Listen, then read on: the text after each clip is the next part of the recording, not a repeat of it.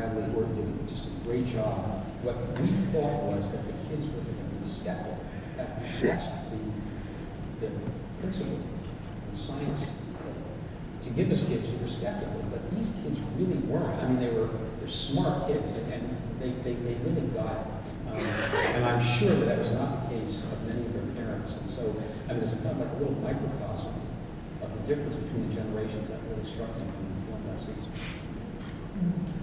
Well, thank you for that. And we've actually reached the end of this conversation. And because I work for Mindy Luber, I have to end on a hopeful note. And I'm not trying to do an Andy Rooney moment here, but I would encourage David, if we are to think about story ideas, is to think about those moments that Michael Grimm just experienced, where because of the nature of the crisis, he and all the rescuers, like those who rose to the occasion in the recent Boston bombing, were able to transcend politics and simply save one another, whether they were red or blue, because it was the right thing to do.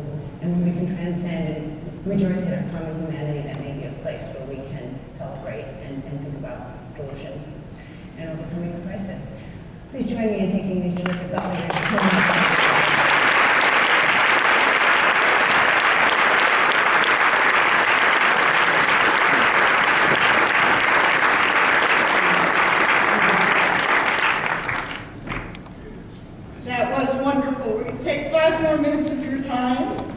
We send you off for safe travels home. But that really was putting the human face on so many of the things we're sitting here talking about over the last couple of days. It's going to take all of the solutions and all the concepts that I think we have been struggling with and that we've heard our speakers speak about. It is about just the public will and being able to harbor or being able to plant the seeds so we can bring a broader, deeper base of the public to this debate, to demand action, is very much a part of what we want to do, and films like this will help make that happen. But it's about the technology that each of you are bringing to market, that are going to be about the solutions that we need to move forward. And it's about policy changes. We need to get those policies changed. Hearing Bank of America say, we support a price on carbon, or General Motors standing up with 33 other companies with the climate declaration. I think what's exciting to me is over the last couple of days, we heard a lot of optimistic things.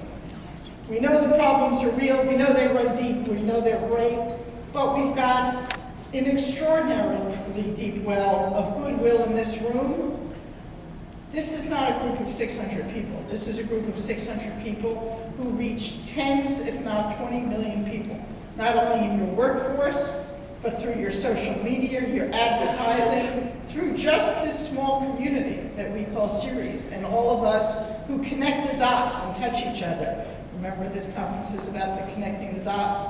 We can change the conversation. We can change the political debate. We can do what Ann said, make this is about everyone. This is not about East Coast or West Coast. People in the Midwest care about those droughts and storms and the health of their children. This is not about Democrats or Republicans. It is not about smart and not smart, or rich and not rich people. Climate will have it will not discriminate. It will go after all of us if we see Hurricane Sandy's. We have no choice but to look at the issues we've talked about, water shortages, climate, and to think about how to act smartly, how to connect the dots, how to look at the whole scale of what we can do. We've got to change the conversation. We do have to change the debate in Washington, and this group is the one who could do it. We need to change the technology because the science is telling us to do so sooner rather than later, and we've got the capability. But we need to go forth with the other message that we came here to the Ceres conference for. One was connect the dots because they indeed all do connect. And the second one is get to scale. No. Each of us has to pledge, if we have a carbon footprint reduction of 7% by 2050, it needs to be 20% by 2020. We need to match our goals to what science tells us. Not what's easy, not what's doable, but where we could push ourselves, move ourselves to go beyond what's easy, to go do what we know has to be done. So I always do try and end on a high note. I'm going to thank a few people, but I am heartened, despite the fact that we read the information, we look at the data, we know how stark it is, we know how dark it is. I am heartened by the depth, the breadth, and the reach of the people in this room. Every one of you have declared yourself a leader in taking on this problem. You do it in different ways. I may think you could do more. You may think the person sitting next to you could do more, but we know that we share the common vision. What we've got to go do is connect the dots and take it to scale. We will be in touch with each and every one of you to help you do that. I want to very quickly thank everybody here, to each of you for all that you do every day. It is making a difference. Keep pushing. I know it's hard. Keep at it. To our speakers who flew across the country for an hour or a half an hour or 2 hours, you've all made a difference. You have shared some profound thoughts, whether plenary speakers or the workshop sessions. Thank you all. For all those I listened to, I learned much, and I feel smarter for it. A few more thanks. I want to thank our sponsors. It is hard to put on events like this, and our sponsors clearly help make it possible, from our convening sponsor, Bank of America,